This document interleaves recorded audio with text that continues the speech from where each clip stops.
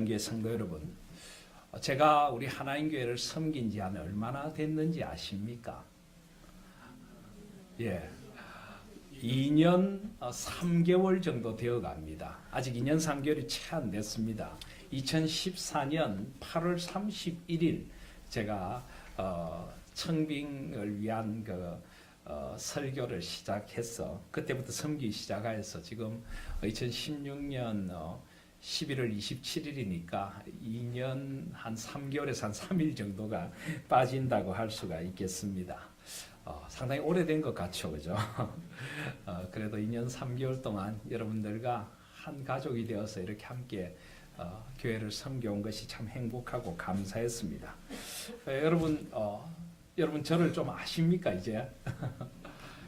그럼 하나 물어보겠습니다. 제가 제일 좋아하는 성경 구절이, 성경 말씀이 어느 말씀일까요? 아십니까? 여호와는 나의 목자시니. 정답은 저는 성경 말씀을 다 좋아합니다. 66권을 다 좋아합니다. 묵상할 때마다 늘 새롭고, 참 이 말씀이 그렇게 위로가 되고 은혜가 되고 우리 교회에 꼭 필요한 말씀이구나. 그래서 자꾸 설교가 길어지는지도 모르겠습니다. 요즘 좀 짧게 하려고 노력하고 있습니다. 네. 저는 성경 66권 말씀이 다 좋습니다. 다 좋은데 그 중에 제가 목회자로서 특별히 마음에 늘 새기고 꼭 우리 교회 안에서 이 말씀이 이루어졌으면 하는 그런 말씀은 있습니다. 거기가 어딜까요? 예, 많은 분들이 알고 계시네요. 오늘 함께 읽은 부분입니다. 로마서 11장과 12장, 이 말씀을 저는 특별히 목회자로서 늘 가슴에 새기고 있습니다. 제가 2014년 8월 31일 우리 교회에서 첫 낮예배 설교를 하며 전했던 말씀이 바로 로마서 11장 36절부터 12장 5절입니다. 혹시 그 설교 제목 아십니까? 당연히 모르시죠. 모르시는 게 당연한 겁니다. 하나님의 꿈, 우리들의 꿈. 제가 이런 설교를 했습니다. 그러면서 저의 목회의 꿈이 있다면 세 가지라는 말씀을 드렸습니다. 뭘까요? 첫 번째는 저의 목회를 통해서 우리 성도님들이 삼위 하나님의 그 신비, 삼위 하나님의 그 놀라우심에 눈을 뜨고 삼위 하나님을 깊이 만나면 좋겠다. 그래서 삼위 하나님의 그 부요하심을 풍성히 전하고 싶은 것이 저희 첫 번째 목회적인 꿈이라 하는 말씀을 드렸습니다. 로마서 11장 33절에 보면 깊도다 하나님의 지혜와 지식의 풍성함, 하나님의 그 부요하심, 하나님의 그 풍성하심, 그것을 저는 전하고 싶은 것입니다. 로마서 11장 25절에도 보면 형제들아 너희가 스스로 지혜 있다면서 이 신비를 너희가 모르기를 내가 원하지 아니한다. 이 삼위 하나님의 신비, 삼위 하나님의 존재하심의 신비, 구원의 신비, 우리를 사랑하시는 그 하나님의 신비로우신 손길, 그 하나님의 신비, 나를 둘러싸고 있는 그 하나님의 놀라우심에 눈을 뜨고 그 하나님 안에 있는 그 풍성한 부요를 더 깊이 누리도록 해드리고 싶은 것. 저부터 그러고 싶고 우리 온 성도들이 말씀과 교회를 통하여 헌신과 섬김과 교제를 통하여 그것들을 풍성히 누리고 싶은 것이 바로 저희 첫 번째 목회적인 꿈이라는 말씀을 드렸습니다. 두 번째는 뭘까요? 두 번째는 하나님 나라의 비전을 살아가는 것입니다. 하나님 나라의 비전. 온 세상의 주인이, 역사의 주인이 하나님이심을 깨닫고 우리가 비록 이 세상에 이 수많은 사람 가운데 내가 비록 이 모든 사람들을 생각하면 작은 존재일 수 있지만 내가 하나님 앞에서 바르게 살아가고 하나님의 나라를 꿈꾸면서 하나님 안에서 이 세상의 소금이 되고 빛이 되고 하나님께서 원하시는 의와 평강과 희락의 나라가 나를 통하여 임하도록 우리가 살아간다면 우리가 그것이 하나님 나라를 살아가는 것이고 그런 우리의 삶을 통해 이 땅에 점점 하나님 나라가 넓혀져 가는 것. 그래서 교회가 개교회주의, 우리 교회만 알거나 신앙이 이분법에 빠져서 이 교회 안에서는 우리가 좋은 신앙을 가지고 있지만 세상 속에 나가서는 아무런 영향 없는 그런 사람들이 되는 것이 아니라 삶의 모든 자리에서 나의 직업과 나의 일터와 나의 가정과 나의 삶의 모든 부분에서 하나님 안에서 살아가고 하나님의 다스리심이 임하도록 나라의 임하옵시고 그렇게 살아가고 하나님의 영광을 위하여 살아가면서 우리를 통하여 온 땅에 하나님의 나라가 충만히 드러나는 것. 이 땅에 세상의 나라, 악의 나라는 무너져가고 하나님이 원하시는 세상이 우리를 통하여 이 땅에 임하도록 하나님 나라의 비전을 살아가는 것이다. 그 비전을 일깨워 드리고 싶습니다. 그 비전을 향하여서 우리의 모든 삶의 자리를 새롭게 하고 싶은 것입니다. 그래서 그 비전은 바로 로마서 12장 1절 2절에 나옵니다. 11장 36절에도 나옵니다. 11장 36절에 보시면 이는 만물이 주에게서 나오고 주로 말미암고 주에게로 돌아갑니다. 그에게 영광이 세세히 있을지어다. 모든 것이 주님께로부터 나온다는 것 믿으십니까? 지금도 주님으로 말미암아 역사가 운행되고 나의 삶과 세상 모든 것의 주인이 주님이심을 믿으십니까? 그리고 결국 우리는 주님 앞에 돌아가게 될 것입니다. 주님 앞에서 우리가 들고 설 열매가 있습니까? 이 세상에 온갖 분주함에 빠져서 우리가 주님 앞에 돌아갈 때 들고 갈 열매가 없어서는 안 되는 것입니다. 우리의 삶을 통해서 정말 주님의 영광을 위하여 살아간 우리의 삶을 통해서 주님 앞에 돌아갈 때 주님 앞에 들고 설 열매가 있을 수 있도록 그렇게 우리 성도님들이 함께 살아가기를 소원합니다. 그리고 주님이 역사의 주인 되심을 믿습니다. 이 세상에서 비록 우리가 좀 억울한 일을 당하고 소외되고 아픔을 당할지라도 우리는 끝까지 주님 앞에 진리를 지키고 진실되고 바르게 살아가면 주께서 그 우리의 수고를 칭찬해 주실 날이 있을 것입니다. 잘하였도다. 착하고 충성된 종아. 뭐라 하더라도 우리 하나님교회 성도들은 하나님이 세우신 성도들이고 하나님이 세우신 직분자입니다. 저도 하나님께서 우리 하나님교회로 불러주셨습니다. 그래서 하나님 앞에 착하고 충성된 종아 칭찬들을 그날을 바라보며 우리는 이 땅에서 우리의 주어진 삶의 모든 자리에서 하나님 앞에 살아가는 것입니다. 그게 바로 하나님의 나라입니다. 그래서 12장 1절 2절에 보시면 그러므로 형제들아 내가 하나님의 모든 자비하심으로 너희를 권하노니 너희 몸을 하나님이 기뻐하시는 거룩한 산제물로 드리라. 왜 몸을 드리라고 할까요? 우리는 이분법에 빠지면 안 됩니다. 우리 영혼, 영적인 것. 예배 드리는 것은 영적이고 기도하는 것은 영적이고 세상에 나가서 일하는 것은 육적이다. 그런 것이 바로 이분법입니다. 절대 그렇지 않습니다. 모든 것을 죽게 하듯 하면 다 영적인 것입니다. 아니고 나의 욕심을 위하여 하면 다 육적입니다. 우리의 예배도 우리의 기도도 육적인 것이 될 수 있습니다. 내 욕심만을 위하여 구한다면 그것도 육적인 것입니다. 그러나 이 세상에 나가서 우리가 어떤 일을 하든지 그것이 죄가 아니라면 죽게 하듯 주님의 나라를 위하여 주님의 사랑과 주님의 평화와 주님의 공의가 임하도록 우리가 정직하고 바르게 살아간다면 우리가 하는 그 모든 일의 자리가 다 주님께 드리는 거룩한 산 예배가 되는 것입니다. 삶의 예배가 되는 것입니다. 바로 그것이 하나님의 나라인 것입니다. 그래서 너희 몸을 하나님이 기뻐하시는 거룩한 산 제물로 드리라. 이는 너희가 드릴 영적 예배니라. 합당한 예배이니라. 그리고 2절에 보시면 너희는 이 세대를 본받지 말고 오직 마음을 새롭게 함으로 변화를 받아 하나님의 선하시고 기뻐하시고 온전하신 뜻이 무엇인지 분별하도록 하라.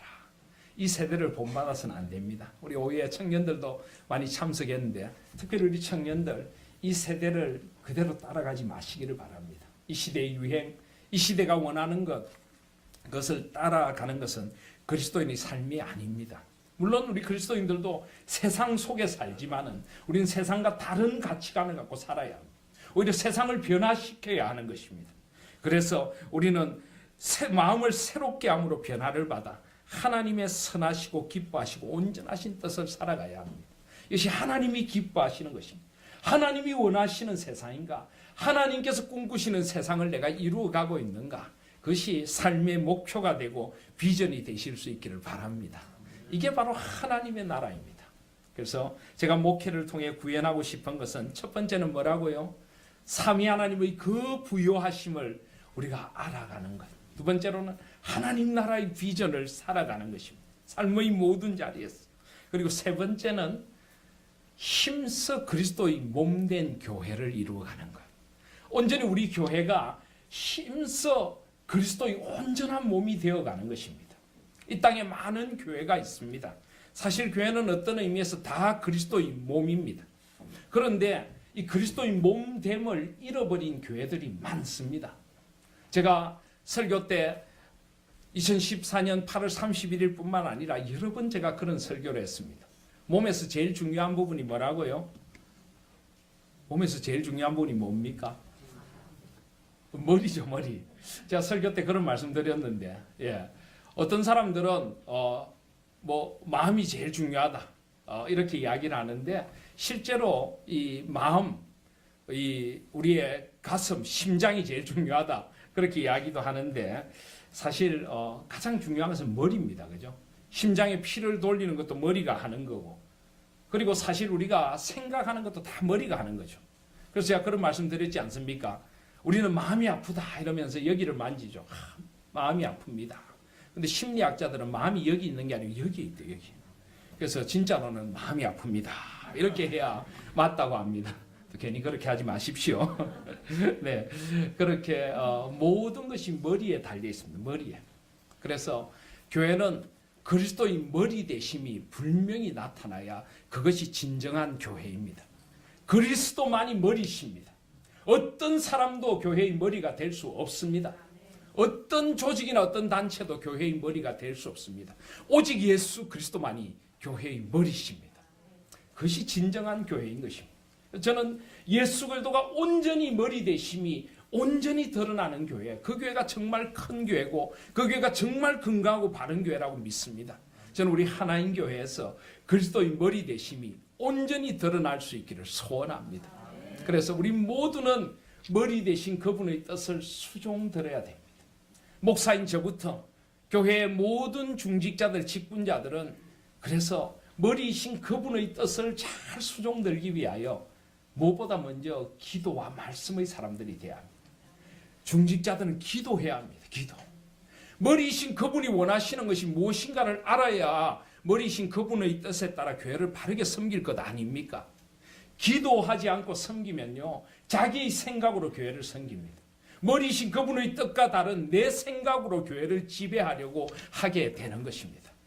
머리이신 주님의 뜻을 구하실 수 있기를 바랍니다. 주님, 우리 하나님 교회를 세우신 뜻이 무엇입니까? 왜 저를 우리 하나님 교회 직분자로 세워주셨습니까? 주님이 저를 통하여 우리 하나님 교회 하시고자 하는 일이 무엇입니까? 머리이신 그분 앞에 깊이 기도할 때 진정으로 우리가 머리이신 예수 그리스도의 뜻을 이루어가는 교회가 될 줄 믿습니다. 그래서 머리이신 그분의 말씀에 또 깊이 귀 기울여야 합니다. 우리 교회는 주일에 우리가 공동체가 듣는 말씀이 있습니다. 매일 새벽 매일 성경으로 우리는 말씀을 묵상합니다. 그 말씀을 함께 들어야 합니다. 주님께서, 머리이신 주님께서 우리 공동체에 주시는 말씀을 함께 듣고 그 말씀대로 빚어져 가야 하는 것입니다. 교회는 말씀의 공동체가 되어야 하고 기도의 공동체가 되어야 합니다. 그리고 교회는 성령께서 거하시는 전입니다. 우리가 성령 충만해야 교회의 주가 되신 주님의 뜻을 이루어 갈 수가 있는 것입니다. 그래서 우리가 늘 성령 하나님의 은혜를 사모하고 성령 하나님의 은혜에 사로잡혀서 교회를 함께 섬길 때 그리스도가 머리 대신 진정한 교회가 구현될 줄 믿습니다.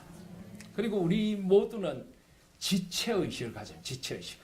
오늘 특별히 제가 나누고자 하는 것은 바로 이 그리스도의 몸된 교회에 대한 부분입니다. 오늘 12장 3절부터 13절까지가 교회, 그리스도의 몸인 교회가 어떻게 서가야 하는가 하는 것을 보여줍니다. 우리가 정말 지체의식을 가진다는 게 뭘까요? 여러분, 우리 지체, 제가 자주 드리는 말씀이지만 교회를 생각하면서 우리 몸을 한번 생각해 보실 수 있기를 바랍니다. 우리 몸의 이 지체는 전부 다릅니다. 그렇지 않습니까? 하나라도 같은 부분이 없습니다. 물론 쌍을 이루는 부분은 있죠. 눈은 두 개가 쌍을 이루고 콧구멍도 두 개가 쌍을 이루고 이 양손이 비슷하게 보이고 발이 비슷하게 보이지만 사실 엄밀한 의미로 보면 조금씩은 기능이 다릅니다. 왼눈이 하는 기능이 다르고 오른눈이 하는 기능이 엄밀한 의미로는 다릅니다. 사실 우리 몸에는 같은 부분이 하나도 없습니다. 온전히 다른데 이 다름이 아주 조화롭게 머리의 뜻을 따라서 온몸이 조화를 이루고 나타나는 이게 바로 우리 몸의 신비입니다.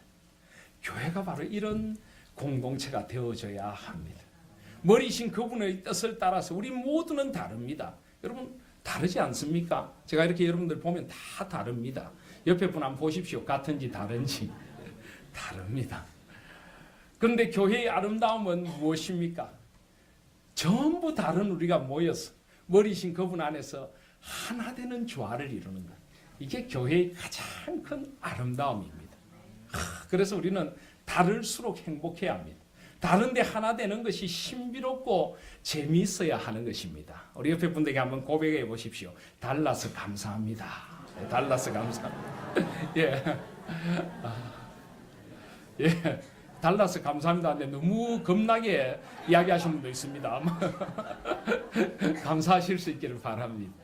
우리가 다 다르다는 것이 사실은 얼마나 소중한 것인지 모릅니다. 이 다름 속에 조화를 이루어가는 것, 이것이 바로 교회의 맛과 멋이라고 할 수가 있습니다. 여러분 다른 건 틀린 게 아닙니다. 우리나라 사람들은 자기하고 좀 다르면 틀렸다고 해요. 정치 이야기 나오면 자기하고 좀 정치적인 노선이 다르면 그냥 피를 토하면서 싸웁니다. 그럼 다른 건 틀린 게 아닙니다. 우리 그리스도인에게 틀린 건 뭡니까? 비진리가 있죠. 거짓. 우리를 분열시키는 영. 세상의 악과 음란과 이 세대에 속한 것들. 이런 것들은 틀리고 잘못된 것입니다. 그러나 다름은 틀린 것이 아닙니다. 다른 건 아름다운 것일 수 있습니다. 그리스도를 머리로 하여 함께 조화를 이루면은 그것은 참 아름다운 것입니다. 그래서 교회의 아름다움은 다름 속에 하나를 이루어가는 그런 아름다움, 그것이 바로 지체됨이라고 하는 것입니다. 여러분, 그래서 이 교회 안에서 우리가 온전히 지체의식을 이루어가려면은 우리가 몇 가지 가져야 될 것이 있습니다. 제가 지금 이런 말씀을 드리는 것은 이제 연말이고 우리 교회가 새로운 교회 운동을 시작하며 오늘 설문조사도 했는데 이제 우리 다름이 조화를 이루어서 온전히 우리 하나인 교회를 이루어가기 위하여 우리가 정말 함께 봉사해야 합니다. 이제 함께 교회를 세워가야 합니다. 그래서 우리의 다름이 정말 조화를 이루는 하나인 교회가 되기를 소원하기 때문에 이 말씀을 나누는 것입니다. 자, 여러분, 우리 다름이 조화를 이루려면 어떻게 해야 될까요? 첫 번째로 큰 자 의식을 없애야 합니다. 뭐라고요? 큰 자 의식을 없애야 합니다. 내가 큰 자라는 그런 교만에 빠지면 안 됩니다. 아니, 교만이 아니라 어쩌면 착각일지도 모릅니다. 보면 교회 안에서 굉장히 자기가 크다고 생각하는 사람이 있습니다. 내가 우리 교회 영향력이 좀 있어. 내가 아니면 우리 교회가 돌아가지 않아. 내가 한번 말해야 우리 교회가 정리가 돼. 그건 교만일 수 있고 착각일 수 있습니다. 남들은 아무도 그렇게 생각 안 하는데 혼자 그렇게 생각하는 사람들도 보면 있습니다. 근데 어쨌거나 교만이든 착각이든 이 큰 자 의식을 가지면 우리가 절대 하나 될 수가 없습니다. 교회는 누구도 큰 자가 있어서는 안 됩니다. 교회는 온전히 작은 자들만 있어야 합니다. 온전히 섬기는 사람들만 있어져야 하는 것입니다. 한번 자기 자신을 잘 돌아보십시오. 자기 자신이 굉장히 큰 자라고 착각하고 있습니까? 물론 뭐 교회를 위하여 내가 정말 적극적으로 헌신한다. 나만큼 팔 붙이고 팔 걷어붙이고 헌신한 사람이 없다. 이런 헌신의 열정은 아름다운 것이지만 그럼에도 불구하고 그 열정이 지나쳐서 내가 아니면 안 된다. 다른 사람을 무시하고 내가 교회를 움직인다고 생각하면 그것은 또 잘못된 것입니다. 그래서 무엇보다 교회가 아름답게 지체의식을 갖고 조화를 이루려면 큰 자 의식을 없애야 된다. 아멘이십니까? 네. 우리는 아무도 큰 자가 되어서는 안 됩니다. 작은 자가 되시기를 바랍니다. 자, 우리 옆에 분들에게 자꾸 여러분 잠이 오는 것 같아요. 제가 자꾸 그럽니다. 자, 작은 자가 되십시다. 작은 자가 되십시다. 네. 네. 오후 예배는 힘듭니다. 네. 저도 여러분도 조롱과 싸워야 됩니다. 여러분들은 여러분들이 조롱과 싸우고 저는 여러분들의 조롱과 싸우고 예. 자, 그래서 작은 자가 되셔야 합니다. 근데 자, 작은 자가 되려면 어떻게 해야 될까요? 작은 자가 되려면은 우리가 끊임없이 하나님의 현존 앞에 서야 합니다. 하나님의 현존 앞에. 하나님이 얼마나 크신 분이고 내가 얼마나 보잘것없는 존재이고 나 같은 것에게 은혜를 베풀으셨다. 이 하나님 앞에 끊임없이 설 수 있는 그 하나님의 현존 의식이 우리에게는 절대적으로 필요합니다. 하나님 앞에 서야 합니다. 그리고 다른 이들을 소중한 눈으로 바라볼 수 있어야 합니다. 교회 봉사를 하다 보면 한 번씩 그런 이야기를 듣습니다. 야, 그분 제가 새롭게 발견했습니다. 왜요? 함께 일을 해보니까 대단하시더라고요. 또 이렇게 좀 오해를 했는데 함께 일을 해보니까 그분이 교회를 사랑하는 마음이 특별하시더라고요. 이런 이야기를 한 번씩 듣습니다. 지난 주일에 우리 추수감사절 축제를 끝내고 난 뒤에도 그런 이야기들이 들리더라고요. 이번에 추수감사 축제 준비를 하면서 놀랬습니다. 그런 대단한 분인 줄 몰랐습니다. 뭐 심지어는 복음 뽕짝 유랑단이 외부에서 온 건 줄 알았는데 우리 교회 성도님들로 구성되는데 뭐 위태위태했지만은 그래도 얼마나 이 복음의 진리를 잘 지키면서 말씀 안에서 아주 잘 이끌어 주셔서 감사합니다. 새롭게 보게 되었습니다. 뭐 이런 칭찬들이 많이 있습니다. 그렇습니다. 우리는 나는 작게 여기고 남을 나보다 낮게 여기는 그런 작은 자의식, 다른 이들을 높여줄 수 있는 그런 의식이 필요합니다. 그러니까 나는 작은 자로 여기고 다른 이들은 큰 자로 여겨야 합니다. 그런데 반대로 나를 큰 자로 여기고 다른 이를 작은 자로 여기는 사람들은 교회의 하나됨을 해치게 됩니다. 그래서 아까 이렇게 고백하셨죠. 옆에 분에게 저는 작은 자입니다. 고백하셨죠. 맞습니까? 옆에 분에게 이야기하십시오. 저보다 크십니다. 이렇게 고백하실 수 있기를 바랍니다. 예. 그렇게 나를 낮고 작은 자로 여기고 다른 이들을 큰 자로 여길 때에 교회는 온전히 하나 될 수가 있는 것입니다. 두 번째로 우리가 교회의 하나됨을 온전히 지키기 위해서는 우리가 끊임없이 신앙 안에서 성숙되어져 가야 합니다. 자꾸 깊어져 가야 합니다. 보면 신앙이 미숙한 사람들, 우리 어린아이들도 마찬가지죠. 그죠? 어린아이들의 특징이 무엇입니까? 어린아이 특징은 자기중심적입니다. 뭐든지 자기 마음대로 안 되면 그냥 막 울고 무엇이든지 자기 뜻대로 돼야 된다고 고집을 합니다. 그런데 이제 조금씩 나이가 들어가고 성숙해져 가면 어떻게 됩니까? 다른 이들의 마음도 헤아리게 되고 배려도 하게 되고, 그죠? 다른 이들의 아픔과 상처를 보담아 안아줄 수도 있게 되는 것입니다. 자기 중심에서 점점 다른 이들을 배려하고 다른 이들 중심으로 넓혀져 가는 그것이 바로 성숙함입니다. 신앙도 마찬가지입니다. 꼭 교회 안에서 보면 신앙이 미성숙한 사람들은 자기 주장만 합니다. 내 뜻대로 되지 않으면 짜증을 냅니다. 그리고 언제나 사람들을 자기 편으로 만들려고 노력을 합니다. 내 편이 돼야 되고 내가 인기를 누려야 되고 내가 중심이 돼야 되고 언제나 나. 신앙이 굉장히 미성숙한 표시입니다. 신앙이 성숙해지면 어떻게 될까요? 내 뜻대로가 아니라 주님 뜻대로 되게 하여 주시옵소서. 내 목소리가 아니라 주님의 크심이 드러나게 하여 주시옵소서. 그리고 다른 이들을 배려합니다.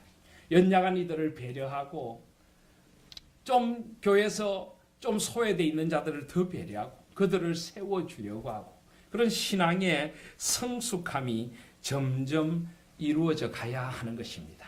저는 우리 하나인 교회가 많은 사람이 모이는 교회기보다는 물론 구원 얻는 사람이 나날이 되어가길 원하지만 무엇보다 우리 안에서 먼저 성숙되어져 가는 교회가 될 수 있기를 소원합니다. 점점 더 성숙되어지고 점점 더 깊어져서 다른 이들을 향한 마음들이 점점 넓혀져 가고 내 뜻이 아니라 주님의 뜻을 생각하고 다른 이들의 자리를 배려해 줄 수 있는 그런 교회가 될 수 있기를 소원합니다. 그리고 서로가 서로를 필요로 한다는 것도 잊지 않아야 합니다. 절대 이 세상에 독불장군은 없습니다. 내가 아무리 잘났다고 해도 나 혼자 살 수 없는 것이 세상입니다. 하나님께서는 우리를 공동체를 이루어 살아갈 수밖에 없도록 만들어 주셨습니다. 그래서 자주 드리는 말씀이지만 사람 인자를 한문으로 어떻게 씁니까? 사람 인자를 이렇게 쓰죠, 그죠? 예. 여러분들 보시기에 이게 맞습니까? 이게 맞습니까? 네. 어쨌든 사람 인자를 이렇게 쓰는 이유가 뭡니까? 인간이란 게 비스듬히 기대어 있는 겁니다. 누구나 그렇습니다. 나도 누군가에게 기대어 살아가고 다른 이들도 누군가에게 기대어 살아갑니다. 한번 생각해 보십시오. 뭐 삶의 자리가 누군가의 도움 없이 살아갈 수 있는 게 있습니까? 여러분 오늘 교회에 오시기 위해서 얼마나 많은 도움을 받으셨습니까? 대중교통을 이용하는 분들은 대중교통을 운행해 주시는 분들 이 도움을 받으셨을 테고, 차를 가지고 오시는 분은 누군가가 놓아준 도로에 도움을 받으셨을 테고, 그죠? 우리 교회에 와서 주차를 도와주시는 우리 귀한 분들의 도움도 받고, 누군가의 도움으로 맛있는 점심도 먹고 찬양도 드리고 예배도 드리고, 이 모든 것이 사실은 누군가의 도움 없이는 되지 않습니다. 누군가의 도움을 필요로 한다는 것은 아름다운 것입니다. 그러나 그 도움에 감사할 수 있어야 합니다. 그리고 나도 누군가의 도움이 되어 주어야 하는 것입니다. 서로를 필요로 한다는 것을 잊지 마시기를 바랍니다. 그래서 서로에게 필요한 존재가 되어주고 서로의 필요에 대하여 감사할 수 있어야 합니다. 그럴 때 우리는 온전한 지체를 이루어갈 수 있는 것입니다. 우리 옆에 분에게 한번 고백하시죠. 필요한 분이 되어주셔서 감사합니다. 예. 그렇게 우리가 온전히 그리스도의 몸된 교회를 이루어가야 합니다. 그리고 또 한 가지가 더 있습니다. 몸은 자라야 됩니다. 몸은 자라야 됩니다. 옆으로 자라는 게 아니라 전체적으로 자라야 됩니다. 자꾸 좀 제가 옆으로 자라서 걱정인데 너무 끄떡끄떡 하시지 마시길 바랍니다. 제가 옆으로 자라서 걱정인데 하니까 어느 권사님께서 조절하겠습니다. 예. 이렇게 자라는 게 아니라 전체적으로 건강하게 자라가야 합니다. 몸은 어린아이의 몸이 점점 자라가듯이 그렇게 자라가야 합니다. 그리스도를 머리로 하여 그리스도의 장성한 분량에 이르도록 자라가야 합니다. 근데 이 자라가는 것도 마찬가지입니다. 한쪽만 자라가면 기형입니다. 한쪽만 자라가면 기형입니다. 조화롭게 균형 있게 자라가야 합니다. 그래서 제가 오늘 설문조사에도 이야기했지만 교회의 5가지 기둥이 있습니다. 그 교회의 5가지 기둥이 함께 자라가야 합니다. 예배라는 기둥, 친교 교제라는 기둥, 교육과 양육이라는 기둥, 봉사와 섬김이라는 기둥, 전도와 선교라는 기둥, 이 5기둥.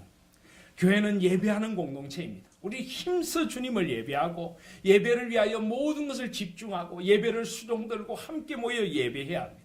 그리고 우리는 거룩한 교제를 나눠야 합니다. 남녀 전도회, 또 구역과 교구 모임, 또 교회 안에 만나는 사람들끼리 거룩한 교제, 또 교회 안에서 서로를 축하하고 축복하고 경축하는 아름다운 성도의 교제, 서로를 세워주고 이곳에 오면 정말 천국이 여기 있구나 하는 살맛이 나는 그런 교제가 있어져야 합니다.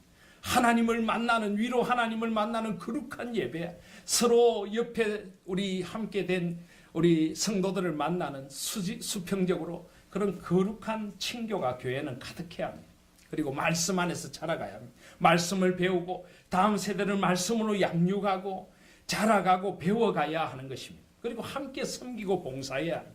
교회를 위하여 봉사하고 이 세상을 위하여 봉사하고 우리 헌신을 통해서 하나님 나라를 이루어가야 합니다. 그리고 땅끝까지 복음의 정인이 돼야 합니다. 복음을 전하고 사람들이 주님 앞에 돌아오도록 한 영혼을 붙들고 주님의 말씀을 전하고 그 5가지를 함께 해야 하고 함께 자라가야 합니다. 교회는 그렇게 함께 자라가야 하는 것입니다. 그것을 위하여 하나님께서 우리에게 여러 가지 은사를 주셨습니다. 그래서 오늘 3절 말씀해 보면 내게 주신 은혜로 말미암아 너희 각 사람에게 말하노니 마땅히 생각할 그 이상의 생각을 품지 말고 오직 하나님께서 각 사람에게 나누신 믿음의 분량대로 지혜롭게 생각하라. 우리가 한 몸에 많은 지체를 가졌으나 모든 지체가 같은 기능을 가진 것이 아니니 이와 같이 우리 많은 사람이 그리스도 안에서 한 몸이 되어 서로 지체가 되었느니라. 6절에 보면 우리에게 주신 은혜대로 받은 은사가 각각 다르니 혹 예언이면 믿음의 분수대로 혹 섬기는 일이면 섬기는 일로 혹 가르치는 자면 가르치는 자로 가르치는 일로 혹 위로하는 자면 위로하는 일로 구제하는 자는 성실함으로 다스리는 자는 부지런함으로 긍휼을 베푸는 자는 즐거움으로 할 것이니라. 하나님께서 이 한 몸 안에 여러 가지 다양한 은사들을 주시고 여러 가지 지체들을 두어서 한 몸이 되게 해주셨습니다. 그래서 저는 우리 교회가 이 은사를 따라 하나님을 섬기는 교회가 될 수 있기를 소원합니다. 여러분 우리가 예수 그리스도를 주님으로 믿게 되면요, 우리는 여러 가지 은사를 받습니다. 아니 사실은 우리는 태어나면서부터 하나님의 형상으로 지음받아 하나님이 우리에게 여러 가지 삶의 은사들을 주십니다. 사람들마다 재능이 다르고 사람들마다 잘하는 것이 다르지 않습니까?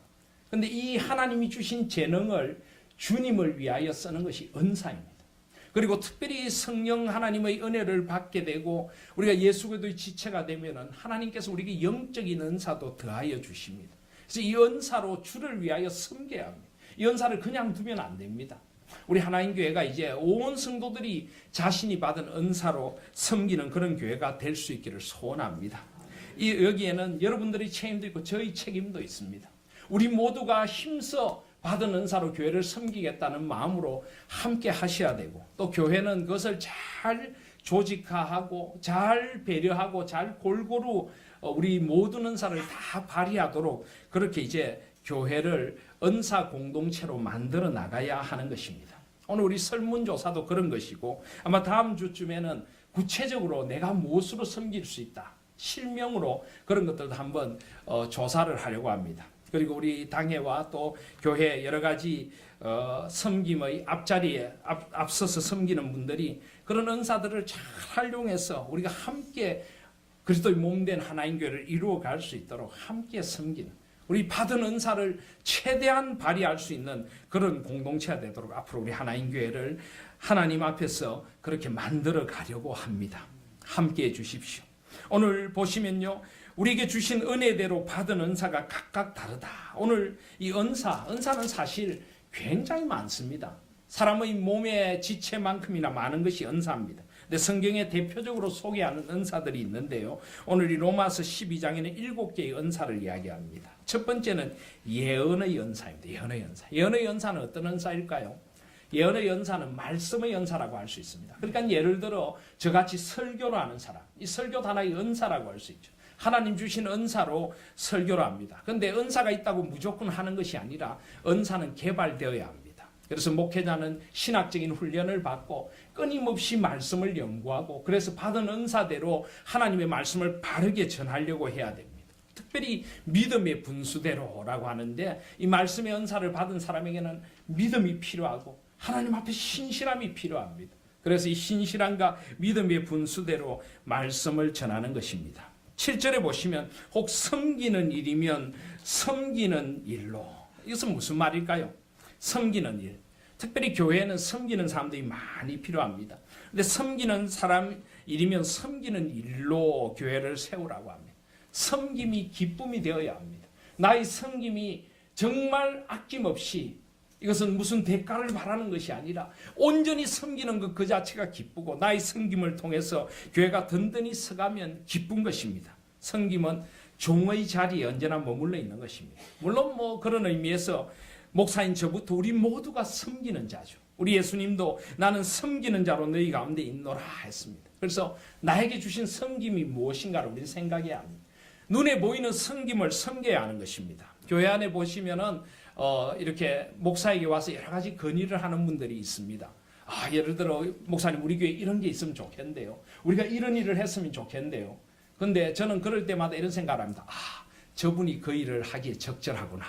왜냐하면 다른 사람 눈에는 안 띄는데 자기 눈에는 띄거든. 하나님이 주신 겁니다.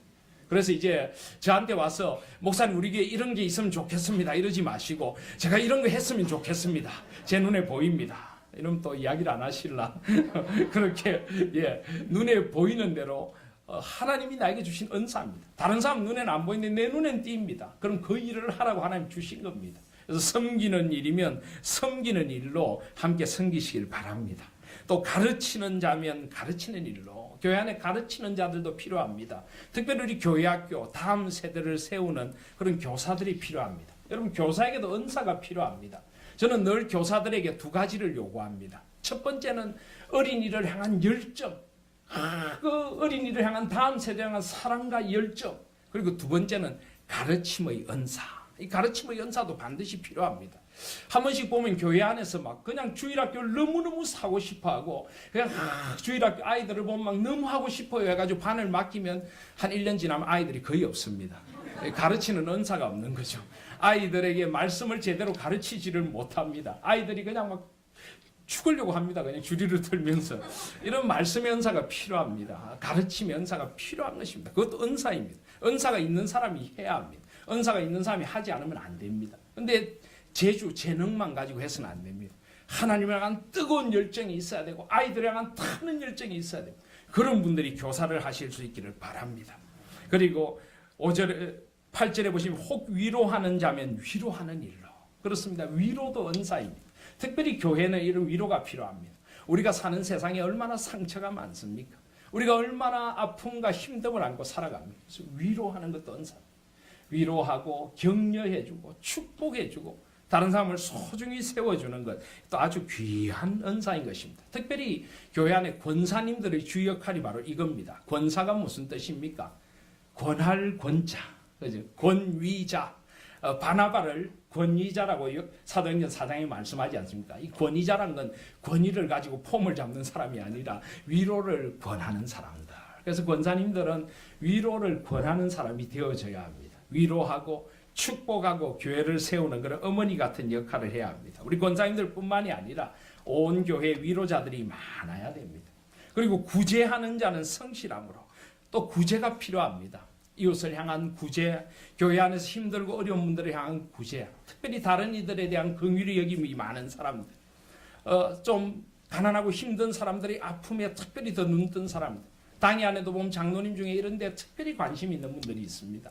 구제의 은사가 있는 것입니다. 그러면 사람들은 성실함으로 변함없는 마음으로 부지런히 돌아보며 해야 하는 것입니다.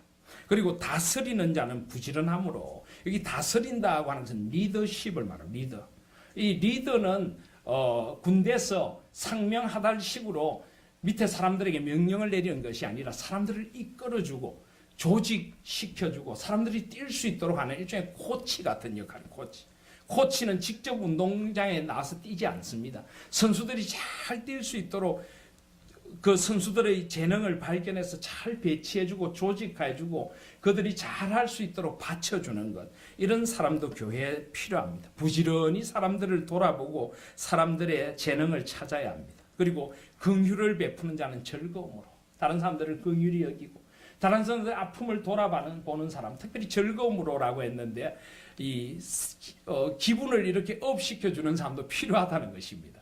그래서 우리 가운데 침울해 있는 분위기 속에 하나님의 소망을 불어넣어주고 하나님이 힘을 불어넣어줘서 힘을 얻고 일어설 수 있도록 cheer up 그렇게 한번 이렇게 세우는 그런 사람들도 우리에게 필요한 것입니다. 그래서 그런 다양한 은사들이 우리에게 필요합니다. 은사는 이것보다 훨씬 많습니다.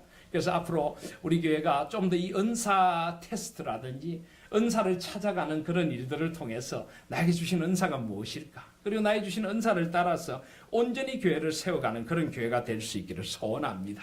여러분 자신의 은사가 무엇인지 잘 생각해 보시고 이 은사를 따라 교회를 섬기고 또 이 설문조사 같은 것 하면 제게 이런 은사가 있는 것 같은데 이런 일을 하고 싶습니다. 자원하는 마음으로 써서 우리 교회가 모든 은사를 총 발휘해서 함께 세워지는 그런 은사 중심의 공동체가 될 수 있기를 소원합니다. 은사를 받은 사람들에게 중요한 것은 사랑입니다. 사랑. 고린도전서 13장의 사랑장은 사실은 큰 은사가 아니라 제가 말씀드렸죠. 어떤 은사를 받았든지 사랑을 드러내는 길이 바로 은사를 드러내는 길이 바로 사랑입니다. 그래서 사랑에는 거짓이 없나니 악을 미워하고 선에 속하고 형제를 사랑하여 서로 위하고 존경하여 서로 먼저하고 부지런하여 게으르지 말고 열심을 품고 주를 섬기고 소망 중에 즐거워하며 환난 중에 참고 기도에 항상 힘쓰며 성도들 쓸 것을 공급하며 손 대접하기를 힘쓰는 것. 이것이 바로 어떤 은사를 받았든지 그 은사를 통하여 우리가 힘써야 될 일일 줄 믿습니다. 이 오후에 우리 교회의 그리스도의 몸됨 그리고 우리 교회가 지향하는 바를 한 번 더 함께 나누어 보았습니다. 삼위 하나님의 크고 놀라우신 은혜 속에 살아가십시다. 하나님 나라의 비전을 살아가십시다. 그리스도의 몸된 교회를 함께 이루어 가십시다. 받은 은사에 따라 그리스도의 머리 되심을 온전히 나타내고 우리가 정말 함께 어우러져 아름다운 지체가 되고 그리스도 안에서 함께 자라가며 받은 은사를 통해서 교회를 또 하나님의 나라를 단단히 세워가는 그런 복된 우리 하나인 교회 이런 꿈을 이루어가는 저와 여러분들 모두가 되시기를 주님의 이름으로 축복드립니다. 아멘. 우리 기도하겠습니다.